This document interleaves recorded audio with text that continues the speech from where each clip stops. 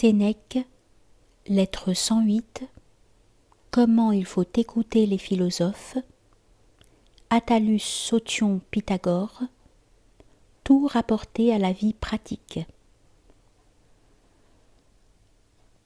La question que tu me fais porte sur des choses bonnes à savoir seulement pour dire qu'on les sait. Mais enfin, puisque tel est leur mérite, et que tu es pressé, et que tu ne veux pas attendre le livre où je m'occupe à présent même à classer l'ensemble de la philosophie morale, je vais résoudre tes doutes.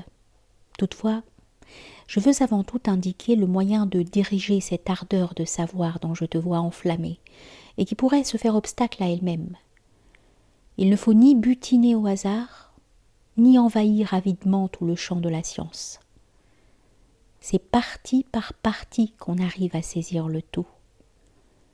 On doit proportionner le fardeau à ses forces, et ne pas prendre au-delà de ce qu'on peut porter. Ne puise pas selon ton désir, mais selon ta capacité. Commence par avoir l'âme bien réglée. Ta capacité répondra à tes désirs. Plus une telle âme reçoit, plus elle s'étend. Voici un précepte que j'ai retenu d'Attalus, lorsque j'assiégeais son école, le premier à m'y rendre et le dernier à la quitter. Lorsque durant ces promenades même, je l'attirais dans l'une de ces discussions instructives auxquelles il se prêtait de bonne grâce, qu'il provoquait même. Le maître et le disciple, disait-il, doivent avoir un but commun et vouloir l'un se rendre utile, l'autre profiter. Que celui qui vient aux leçons d'un philosophe y recueille chaque fois quelques fruits et s'en retourne ou plus sage ou plus près de l'être. Et il en sera ainsi. Car telle est l'influence de la philosophie, que non seulement ses prosélytes, mais tous ceux qui l'approchent y gagnent. Qui s'expose au soleil brunira son teint, bien qu'il n'y vienne pas pour cela. Qui s'arrête et fait longue séance dans la boutique d'un parfumeur emporte avec soi l'odeur du lieu. De même, au sortir de chez un philosophe, quelque chose de lui nous suit nécessairement et nous profite, tout inattentifs que nous soyons. Pèse bien mes termes. Je parle d'inattention, non de répugnance. Mais quoi ? N'avons-nous pas vu des hommes suivre maintes années un professeur de sagesse et ne pas prendre la moindre teinte de ses doctrines ? Comment ne les aurais-je pas vus ? Et c'étaient les plus persistants, les plus assidus, ceux que j'appelle moi non pas disciples mais piliers d'école. D'autres viennent pour entendre, non pour retenir, comme on va au théâtre chercher le plaisir et amuser son oreille de paroles, de chants ou de drames. Pour la plupart de ces habitués, tu verras les leçons du philosophe n'être qu'un passe-temps oisif. Ils ne songent point à s'y défaire de quelques vices, à y recevoir quelques règles de vie pour redresser leurs mœurs.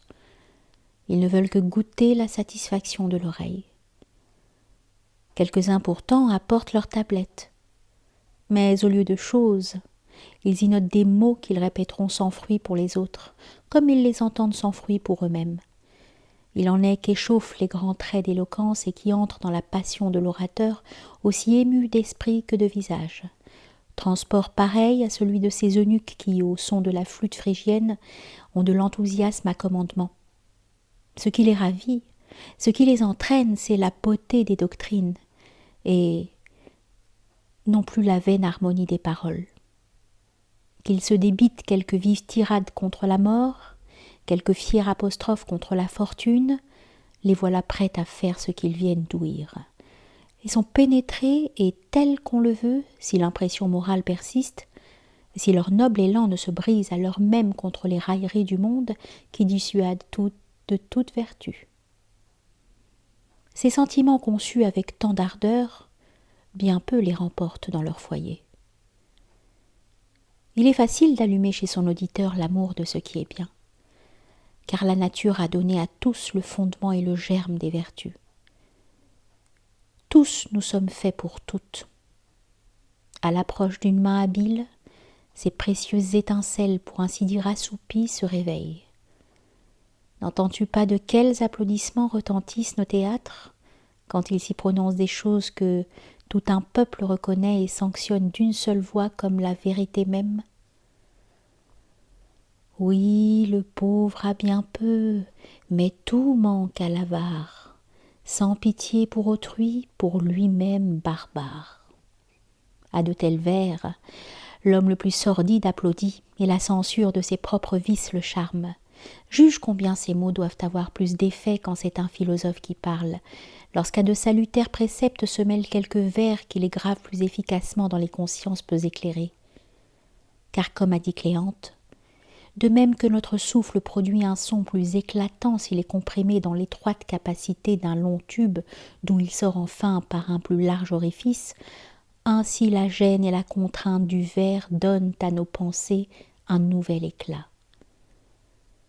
La même chose que l'on écoute sans intérêt, qui effleure l'attention si on l'exprime en prose, dès que le rythme lui vient en aide, que la pensée est déjà heureuse, se plie aux entraves et à la précision du maître. Elle nous arrive comme le trait que dard d'un bras nerveux. On parle en sans façon du mépris des richesses. On nous enseigne par de fort longs discours à mettre nos biens en nous-mêmes, non dans nos patrimoines, que celui-là est opulent qui s'accommode à sa pauvreté et se fait riche de peu. Mais l'esprit est bien plus vivement frappé quand on récite des vers comme ceux-ci. Le moins pauvre est celui qui désire le moins. Tes vœux seront comblés s'ils suivent tes besoins.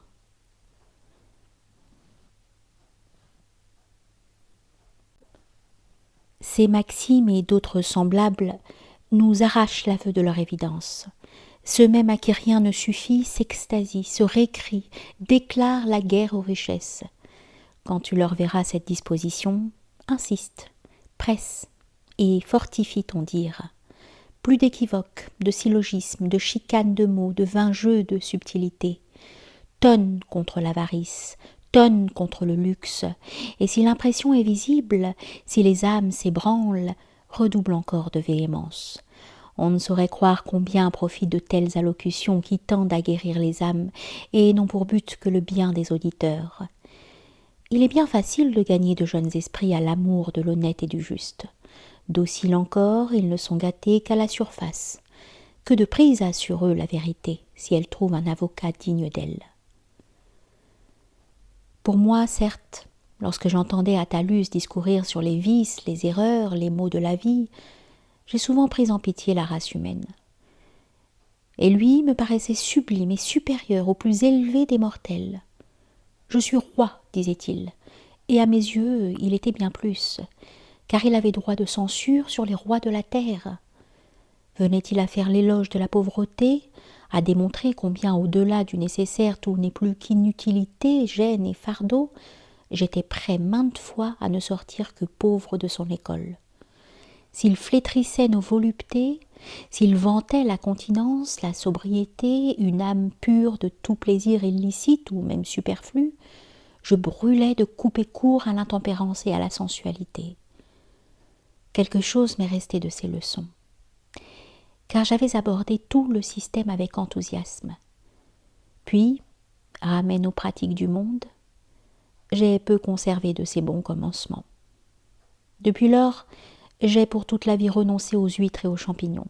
Ce sont là non des aliments, mais de perfides douceurs qui forcent à manger quand on n'a plus faim. Charme bien senti des gourmands qui engloutissent plus qu'ils ne peuvent tenir.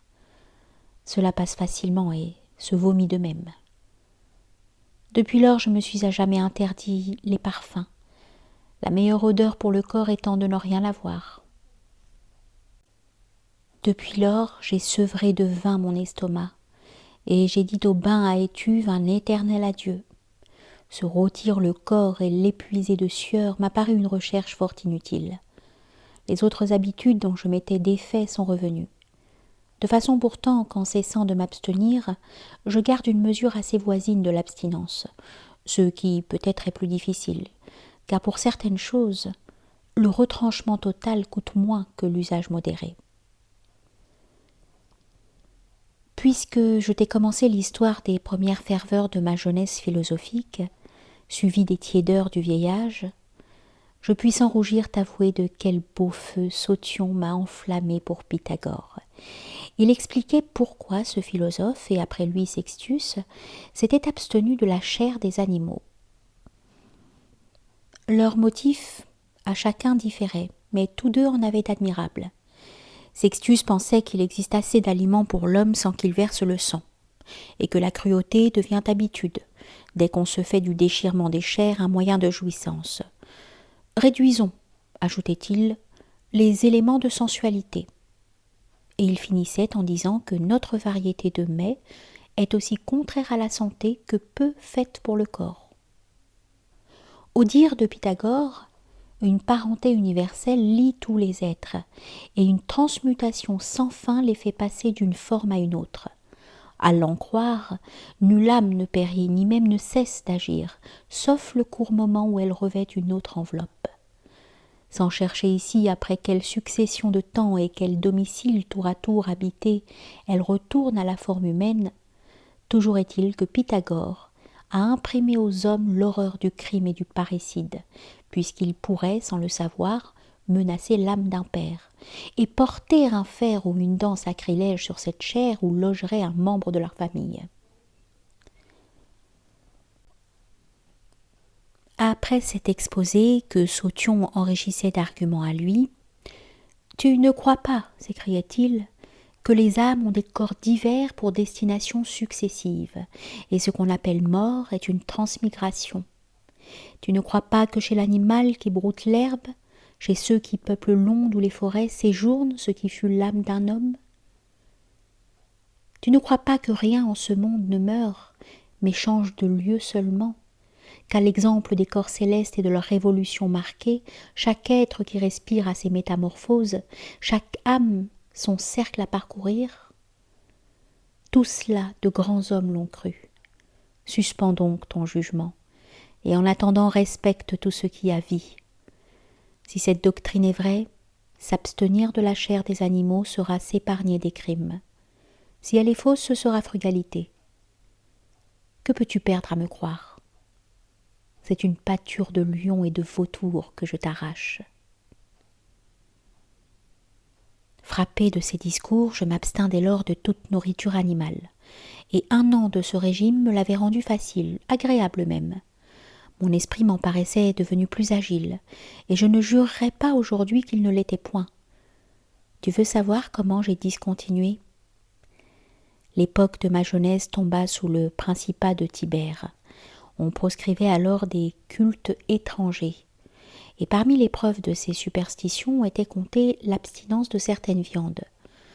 À la prière donc de mon père, qui craignait peu d'être inquiété, mais qui n'aimait point la philosophie, je repris mon ancienne habitude, et il n'eut pas grande peine à me persuader de faire meilleure chère. Attalus vantait aussi l'usage d'un matelas qui résiste. Tel est encore le mien à mon âge. L'empreinte du corps n'y paraît point. Tout ceci est pour te montrer quelle ardeur véhémente emporte une âme neuve vers toutes les bonnes doctrines, dès qu'on l'y exhorte, dès qu'on l'y pousse. Mais le mal et la faute viennent en partie des maîtres qui enseignent l'art de disputer, non de vivre, et en partie des disciples qui arrivent déterminés à cultiver leur esprit sans songer à leur âme. Si bien que la philosophie n'est plus que de la philologie. Il importe beaucoup, dans toute étude, de bien savoir quel but on s'y oppose.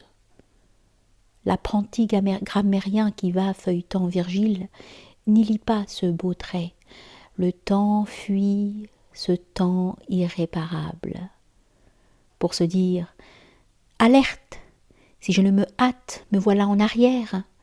Les jours me poussent, poussés eux-mêmes par une rapidité fatale. Emporté sans le sentir, je règle toute chose au futur. Tout se précipite et je dors. Non. Mais il observera que chaque fois que Virgile parle de la vitesse du temps, il emploie le verbe fuir. Tu vois nos plus beaux jours fuir, hélas, les premiers.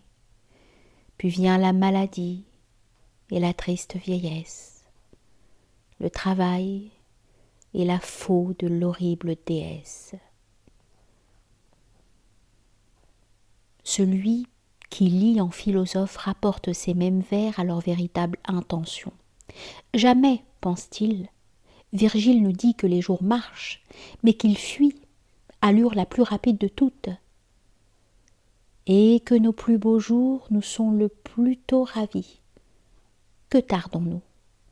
Prenons donc aussi notre élan pour rivaliser de vitesse avec la chose la plus prompte à nous échapper. Au meilleur qui s'envole, le moins bon succède. Comme le vin le plus pur est le premier qu'on verse de l'amphore, tandis que le plus épais et le plus trouble reste au fond, ainsi de notre vie. La meilleure part se présente la première. Nous la laissons épuiser aux autres, ne nous réservant que la lie. Gravons ceci dans notre âme, comme un oracle accepté par nous. Tu vois nos plus beaux jours fuir, hélas, les premiers. Pourquoi les plus beaux? Parce que le reste n'est qu'incertitude. Pourquoi encore? Parce que jeune on peut s'instruire, on peut tourner au bien son esprit flexible et encore maniable. Parce que cette saison est faite pour les travaux, faite pour les études qui donnent l'essor à la pensée, pour les exercices qui fortifient le corps. Les âges suivants sont plus lourds, plus languissants, trop voisins du terme. Travaillons donc de toute notre âme et, sans songer aux dissipations du siècle, ne poursuivons qu'un but. Que cette extrême célérité du temps, impossible à retenir, ne nous laisse point en arrière. Nos yeux s'ouvriraient trop tard. Aimons les jours de la jeunesse comme les plus beaux de tous, et assurons-nous en la conquête. Tout bien qui fuit veut qu'on le saisisse. Telle n'est point la pensée du disciple qui lit ce vers avec des yeux de grammairien. Il ne voit pas que les premiers jours sont les plus beaux, parce qu'ensuite viennent les maladies, que la vieillesse nous serre de près et plane sur nos têtes pleines encore des rêves de l'adolescence. Mais il se dit que Virgile place toujours ensemble les maladies et la vieillesse, alliance certes bien entendue, car la vieillesse est une maladie incurable. Puis, autre remarque, quelle épithète applique-t-il à cet âge? Il l'appelle triste. La maladie et la triste vieillesse. Ne t'étonne pas que chaque esprit exploite le même sujet selon ses goûts. Dans le même pré, le bœuf cherche de l'herbe, le chien un lièvre, la cigogne des lézards. Qu'un philologue, un grammairien et un philosophe prennent tous trois la République de Cicéron, chacun porte ses réflexions sur un point différent. Le philosophe s'étonne qu'on ait pu avancer tant de paradoxes contre la justice. Quand le philologue aborde la même lecture, il note avec soin qu'il y a deux rois de Rome, dont l'un n'a point de père et l'autre point de mère. Car on varie sur la mère de Servius. Pour Ancus, on ne lui donne pas de père, on l'appelle petit-fils de Numa. Il note aussi que nous nommons dictateur ce que les histoires désignent sous ce titre. C'est appelé anciennement maître du peuple, témoin encore aujourd'hui les livres des augures. Et il est constaté que l'adjoint qu'il prend s'intitule maître de la cavalerie. Il n'a garde d'au maître que Romulus périt durant une éclipse de soleil, qu'on en appelait au peuple du jugement des rois même. Fenestella, entre autres, prétend que ce fait est consigné dans les livres des pontifes. Quand le grammairien ouvre le même volume, il y voit d'abord comme vieux mot reaps, mis par Cicéron pour repsa. Et il porte cela sur son mémorial, et encore seize pour seps. Puis il vient au mot dont l'usage moderne a changé l'emploi, par exemple à ce passage. Puisque c'est de la borne même que son interpellation nous a rappelé. Ou Cicéron, comme les anciens, nomme calcem, la borne du cirque, qu'on appelle aujourd'hui crétam. Puis il recueille les vers d'Ennius et, surtout, son épitaphe de Scipion l'Africain. Nul n'a pu, soit romain, soit ennemi de Rome, répondre dignement aux bienfaits du grand homme.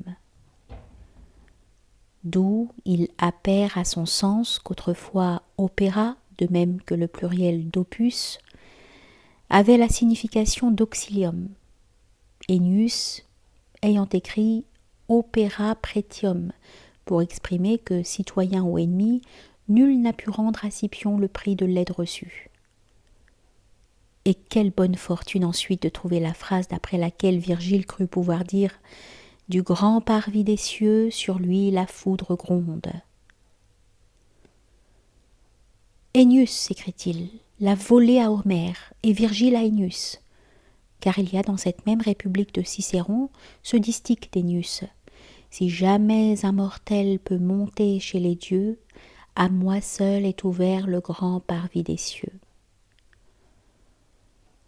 Mais de peur qu'à mon tour cette digression ne m'entraîne à faire le philologue ou le grammairien, je reviens à ma pensée qu'il faut entendre et lire les philosophes pour apprendre d'eux le secret de la vie heureuse, pour leur dérober non des mots d'anciennes ou de nouvelles fabriques, des métaphores aventureuses et des figures de style, mais des préceptes salutaires, de sublimes et généreuses sentences qui puissent sur l'heure passer dans la pratique.